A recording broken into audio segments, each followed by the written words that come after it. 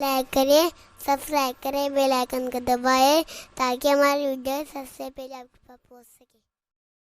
میرے پیارے آقا صلی اللہ تعالی علیہ وسلم کے پیارے دیوانوں، کسی بھی چیز کے اندر حد سے تجاوز کرنے کے لیے شریعت اجازت نہیں دیتا۔ مجھے یاد آ رہا ہے، ایک ماں کے لیے اسلام کا قانون یہ ہے کہ وہ اپنے بچے کو 2 سال تک دودھ پلائے۔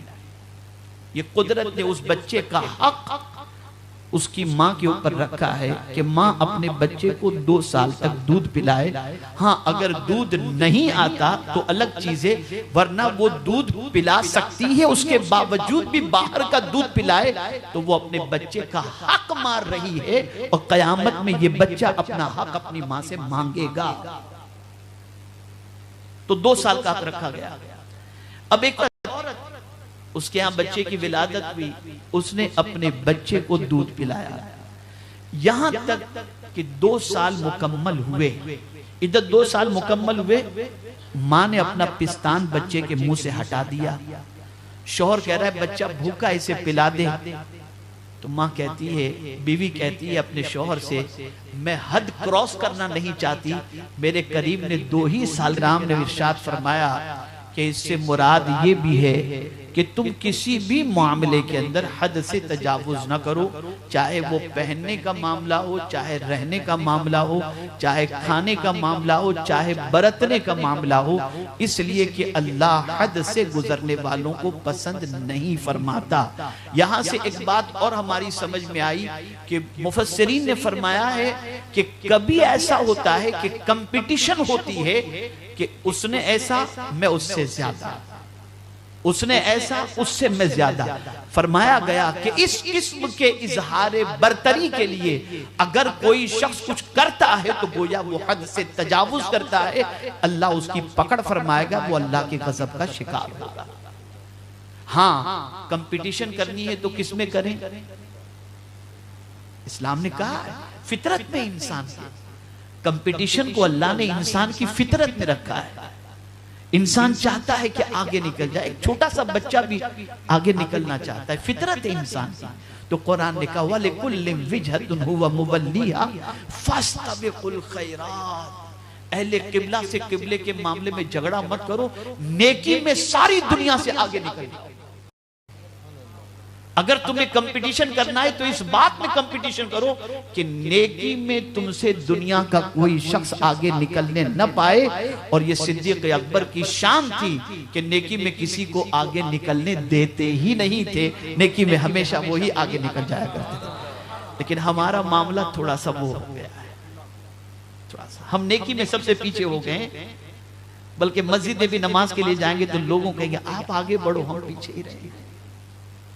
تھوڑا سا خیال فرمائیں، نیکی میں آگے نکلنا چاہیے۔ میرے پیارے آقا صلی اللہ تعالی علیہ وسلم کے پیارے دیوانوں، بہت اہم چیز عرض کرنے جا رہا ہوں۔ پروردگار جل جلالہ نے قرآن مقدس کے اندر ارشاد فرمایا یا ایھا الذین آمنوا انفقوا من طیبات ما کسبتم ومما اخرجنا لکم من الارض۔ اے ایمان والو، اپنی پاک کمائیوں میں سے کچھ دو، اور اس میں سے جو ہم نے تمہارے لیے زمین سے نکالا۔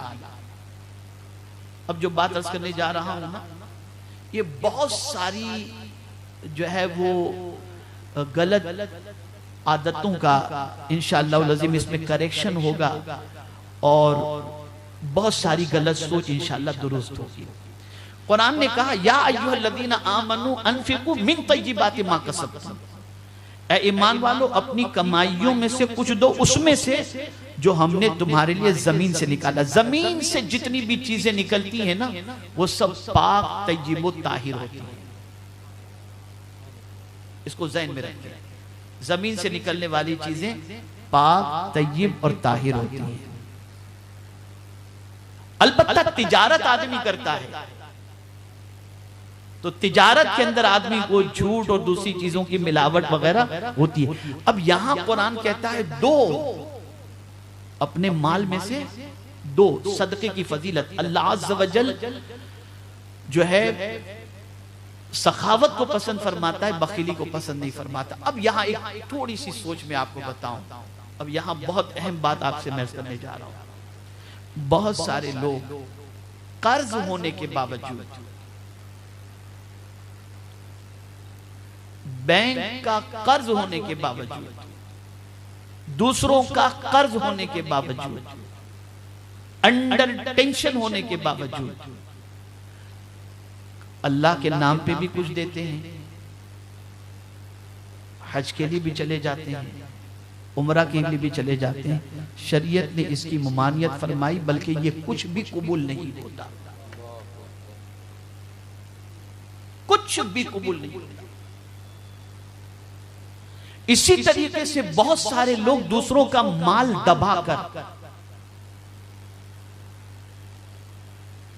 دوسروں کے مال کو غصب کر کے،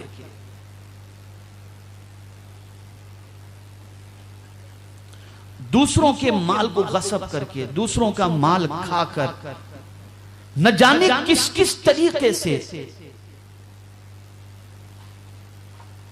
ایک مرتبہ ضرور شریف پڑھ لیں. اللہم صلی علی سیدنا و مولانا محمد معدن الجود والکرم وآلہ وآصحابہ وبارک وسلم صلاة و سلاما علیکہ یا سیدی یا رسول اللہ صلی اللہ تعالی علیہ وسلم. خیرات کرتے ہیں. اچھا مینٹلیٹی کیا ہے؟ یار چلو نا، اللہ تعالیٰ اس کے صدقے میں کرم فرما دے گا، 5% نکال رہے ہیں نا، ہو جائے گا، اس کی دعا لگ جائے گی، کام ہو جائے گا. اب میں ایک حدیث آپ کو میں سناتا ہوں، اس حدیث کو سنیے اور اس کے بعد محسوس کیجئے کہ اگر کسی پر قرض ہے یا کسی کا مال غصب کیا ہوا ہے، اس سے اگر انسان خیرات، زکوٰۃ، حج، صدقات، عمرہ یہ سب کرتا ہے تو اس کے بارے میں حضور کیا فرماتے ہیں؟ ایک مرتبہ درود شریف پڑھ لیں، میں وہ حدیث شریف آپ کو. اللہم صلی علی سیدنا و مولانا محمد معدن الجود والکرم وآلہ الکرام وابنہ الکریم وبارک وسلم صلاة و سلاما علیکہ یا سیدی یا رسول اللہ صلی اللہ تعالی علیہ وسلم. ایک مرتبہ اور درود شریف پڑھ لیں. اللہم صلی علی سیدنا و مولانا محمد معدن الجود والکرم وآلہ وآصحابہ وبارک وسلم صلاة و سلاما علیکہ یا سیدی یا رسول اللہ صلی اللہ تعالی علیہ وسلم. میرے پیارے آقا صلی اللہ تعالی علیہ وسلم کے پیارے دیوانوں، آقا کریم صلی اللہ تعالی علیہ وسلم نے ارشاد فرمایا،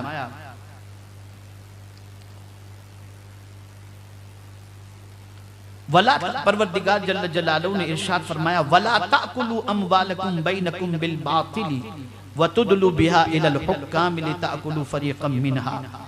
اور آپس میں ایک دوسرے کا مال ناحق نہ کھاؤ اور نہ حاکموں کے پاس ان کا مقدمہ اس لیے پہنچاؤ کہ لوگوں کا کچھ مال ناجائز طور پر کھا لو. یہ قرآن کی آیت ہے.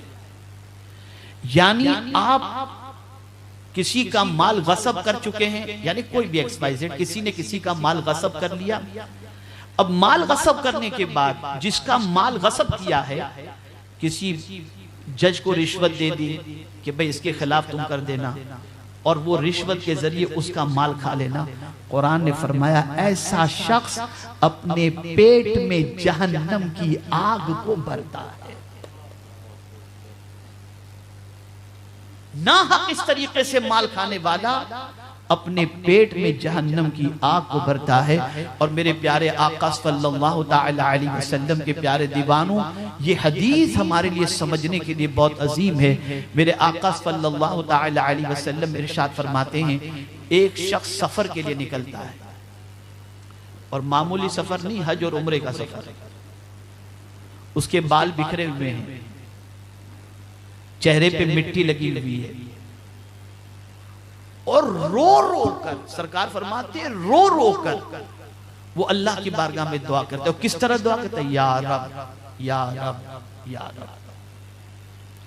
لیکن میرے آقا صلی اللہ علیہ وسلم فرماتے ہیں اس کے جسم پر موجود لباس حرام کا، اس کے پیٹ میں غذا حرام کی، اس کے دامن پر لگا ہوا کسی کے مال کھانے کا جرم اور اس کا گناہ. اب ایسا شخص اللہ کی بارگاہ کے اندر یا رب یا رب یا رب کہے، اللہ اس کی دعا کو قبول نہیں فرماتا، نہیں فرماتا۔ اب میں حدیث سے آپ کو بتاؤں، آقا کریم صلی اللہ علیہ وسلم نے فرمایا 3 شخصوں کی دعا اللہ قبول فرماتا ہے، مسافر کی دعا، مظلوم کی دعا، اور پروردگار جل جلالہ کے پیارے حبیب صلی اللہ علیہ وسلم نے فرمایا باپ کی دعا اولاد کے حق میں۔ یہ 3 دعا سرکار نے فرمایا، بلکہ باپ کی دعا کے حوالے سے حضور فرماتے ہیں کہ باپ کی دعا اولاد کے حق میں وہ مقام رکھتی ہے جو نبی کی دعا امتی کے حق میں مقام رکھتی ہے۔ یہ ہے باپ کی دعا، اتنا مقام ہے باپ کی دعا کا۔ اب مسافر کی دعا، لیکن ایک بندہ احرام پہن کر جا رہا ہے حج کرنے کے لیے، لیکن اس کا احرام کا کپڑا حرام کا ہے، اس کے پیٹ میں غذا حرام کی ہے۔ اب سرکار فرماتے ہیں مسافر کی دعا قبول ہوتی ہے۔ اب وہ مسافر بھی اور معمولی مسافر نہیں ہے، اللہ کے گھر کا مسافر ہے، اللہ کا مہمان بن کے جا رہا ہے، لیکن حضور فرماتے اس کے باوجود اللہ اس کی دعا کو قبول نہیں فرماتا، نہیں فرماتا۔ 1000 عمرے کر لیں، 1000 حج کر لیں، بارگاہ سمدیت میں ہمارے حج اور عمرے قبول نہیں۔ اگر ہمارے اوپر ایسا چارج لگا ہے جو کسی کے مال کے غصب کا ہے، یا ہمارے اوپر قرض موجود ہے اور ہم نے جس کا قرض نکلتا ہے اس کی اجازت کے بغیر ہم نے کیا۔ یہاں قرض کے حوالے سے ایک بات میں صاف طور پر عرض کر دوں، سرکار صلی اللہ علیہ وسلم کی بارگاہ میں جب کوئی جنازہ رکھا جاتا تو حضور صلی اللہ علیہ وسلم پوچھتے تھے اس پر قرض تو نہیں ہے کسی کا؟ اور جب صحابہ کہتے تھے سرکار اس پر قرض ہے تو سرکار کسی صحابی سے فرماتے تم نماز جنازہ پڑھا دو۔ آج ہماری کوئی ٹھاٹ ماٹ میں کمی نہیں ہوتی دنیا کے قرض کے باوجود۔ کیا کر رہے ہیں ہم لوگ؟ یہ بے چینیاں، یہ بے قراریاں، یہ اطمینان کا ختم ہو جانا۔ ہم یہ شکایت تو کرتے ہیں کہ کعبے کے سامنے رو رو کر ہم نے دعا کی، ہم یہ شکایت تو کرتے ہیں کہ سرکار کی جالی کے سامنے رو رو کر ہم نے دعا کی، لیکن ہماری دعا ابھی تک قبول، لیکن حضور جو یہ فرما رہے ہیں۔ اب آپ دیکھیں جب یہ آیہ کریمہ نازل ہوئی، یا ایھا الذین آمنوا کلوا من الطیبات، اے ایمان والو پاکیزہ چیزوں میں سے کھاؤ، تو حضرت عبداللہ ابن عباس رضی اللہ تعالیٰ عنہ فرماتے ہیں کہ اس وقت اندر حضرت سعد بھی موجود تھے، کھڑے ہو گئے۔ سرکار نے جب یہ آیت تلاوت کی تو یا رسول اللہ صلی اللہ علیہ وسلم میرے لیے دعا فرمائیں کہ میں مستجاب الدعوات ہو جاؤں، جس کے لیے دعا کروں اللہ میری دعا قبول فرما دے، میرے لیے آپ دعا فرمائیں۔ تو سرکار نے فرمایا ایک چیز اختیار کیا، حلال کھاؤ گے مستجاب الدعوات بن جاؤ گے، حلال کھاؤ مستجاب الدعوات بن جاؤ گے۔